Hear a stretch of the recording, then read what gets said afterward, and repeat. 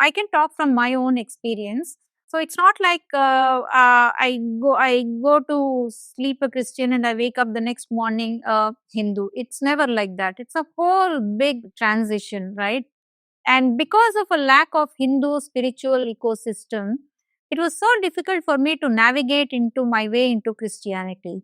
I still don't know a lot of things about Hinduism. I don't know, for several years, I didn't know what you do when you go into a temple.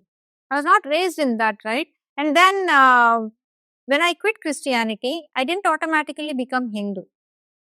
It was very difficult for me to, again, trust anything. And so in the West, when you quit Christianity, your natural leaning is toward atheist,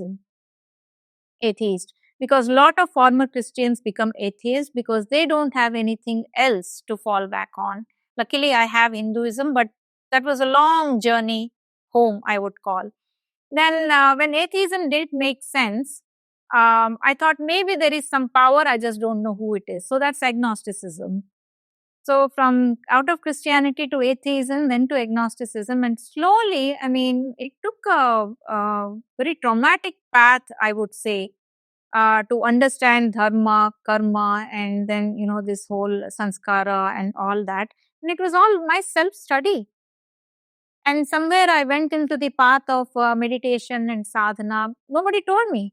Nobody told me. But again, it's internet or maybe my sanskara, my good fortune that I had some, uh, past life sanskara. And that's how I navigated my way. But not everybody is as lucky, right? So there are no ecosystems. There has to be an ecosystem. And now I have also heard that people that have reverted to Hinduism, Ghar Wapasi. So they are also lost. They are also in the lodge. They don't know what to do, how to do. There is no holding them in a form of community and organization. So there is a huge gap there. It would be very nice if you all come together and form those ecosystems. And I would not hold back in saying that we as Hindus have evolved into the most selfish race on this earth. And that is what is also affecting us now. And we have to, yes, we have to market our yoga and meditation and all that, especially dhyan, I would say. Whatever West calls today manifestation, our ancestors have been doing it for so long. How did we get the Shastras otherwise, whatever we got, our wisdom? So, yoga and meditation definitely is the way forward. At least to our, we'll forget about marketing it to the West. Our vulnerable communities, like how they preach the Bible, we can form these small groups only for initiating, I mean, teaching them the techniques of meditation, how to make your health go away, how to make you feel better, even when you are faced with uh, a problem, So I think, again, there is a huge responsibility on people like us who know what works and what doesn't work. We have been made to feel ashamed of our own race, our own beliefs. We are regressive, Backward. very backward, very primitive.